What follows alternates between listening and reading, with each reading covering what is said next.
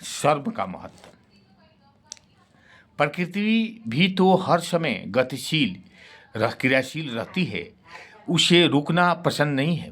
वृक्ष, पौधे, लताएं आदि हिलते डुलते रहते हैं। नदियां, नाले ध्वनि से बहते रहते हैं। हवा भी गतिमय रहती है। पृथ्वी भी सदा अपनी धुरी पर चलमान है। समस्त सौर मंडल को उपग्रह उपग्रह आदि अपनी मर्यादा अनुसार गतिशील हुई रहते हैं। सभी जीव जंतु भी अपना भोजन खोजने और अपनी रक्षा के लिए गतिशील रहते हैं।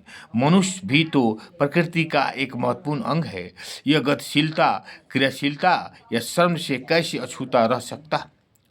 गर्भस्थ शिशु जन्म से पूर्व ही हिलने डुलने लगता है और कभी कभी उसकी यह क्रियाशीलता काफ़ी जोरदार हो जाती है। नाल यानी नाभि नाड़ी के अलग होते ही शिशु का स्वतंत्र जीवन शुरू हो जाता है। वो सांस लेने लगता है और कई प्रकार की क्रियाएं करने लगता है। वो रोता है और मल मूत्र भी निकालता है। माता के स्तन में दूध भी तो दो दिनों के बाद ही आता है। तब तक बच्चा भी बिना खाए अपना श्रम करता रहता है। इसके बाद ही उसे अपनी माता का दूध मिलता है, जिसे प्रकृति हमें जन्मते ही श्रम का महत्व अपनाने के लिए चेतावनी देती है।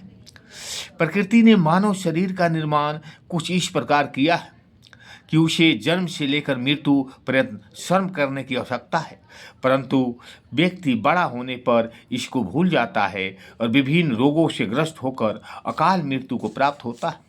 जो लोग सेवा निवृत्ति के बाद भी अपने को सक्रिय रखते हैं वे निरोगी दीर्घायु पाते हैं।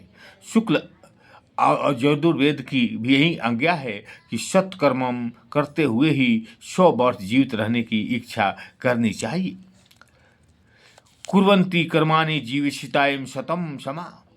इसलिए सेवानिवृत्ति काम से छुट्टी मिलने पर भी किसी न किसी आनंददायक काम में लगकर अपने दिमाग और शरीर का व्यवहार करे। ऐसा न करने पर व्यक्ति का जीवन खतरे में पड़ सकता है, क्योंकि कार्य ही जीवन है, बेकारी मौत। बेकार पड़े रहने से शारीरिक और मानसिक ह्रास तीव्रता से होने लगता है और श्रम ही व्यक्ति को चैतन्य और जीवित रखता है।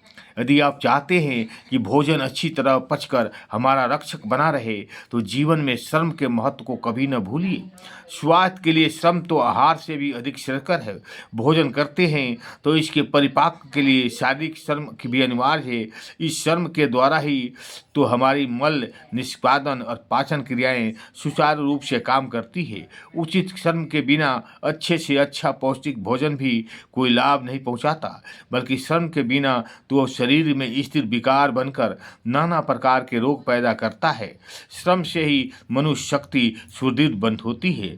पेट की छोटी बड़ी आंतें ठीक ठीक काम करती है। इससे नींद ठीक आती है।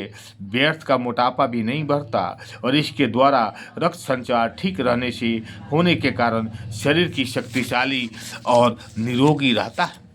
श्रम व्यायाम से शरीर के कोषों के पोषण और विसर्जन में संतुलन रहता है। श्रम संजात बारीना।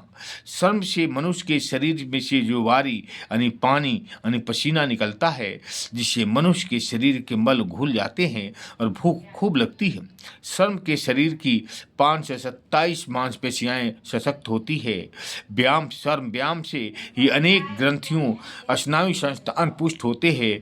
विश्व प्रख्यात शरीर आचार्य यूडोन सेंडोन के मतानुसार गतिशीलता ही जीवन है, अकर्मणता मृत्यु है। Life is movement, stagnation is death. इंगुसोडो। बहता पानी ही स्वच्छ रहता है, परंतु जब जगह खड़ा पानी हो तो सड़ांग ही पैदा करता है। सक्रिय जीवन ही सर्वश्रेष्ठ जीवन है। श्रम से ही मनुष्य का जैविक औचित्य सिद्ध होता है। लगभग सब रोग केवल भोजन सुधार और श्रम व्यायाम आसन प्राणायाम से ही ठीक हो जाते हैं, जैसे कब्ज, वात रोग, मधुमेह, रक्तचाप, मोटापा आदि।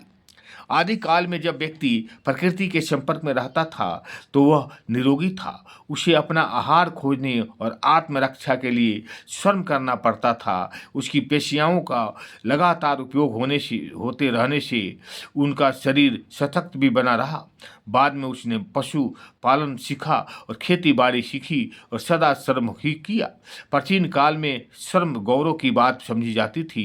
घर का कामकाज स्त्रियां पुरुष मिलजुल कर करते थे, परंतु अब स्त्रियां इसे अपमानजनक समझकर अपना स्वार्थ खो रही है। यदि किसी मशीन को काम में न लाया जाए तो वह जंग लगने पर बेकार हो जाती है। मनुष्य के शरीर रूपी यंत्र का भी कहना है क्या। आधुनिक काल में व्यक्ति श्रम यानी व्यायाम के अभाव के कारण नाना प्रकार के जटिल रोगों की लपेट में फंसता जाता है। ओम शांति। अच्छा लगे तो लाइक करिए और सब्सक्राइब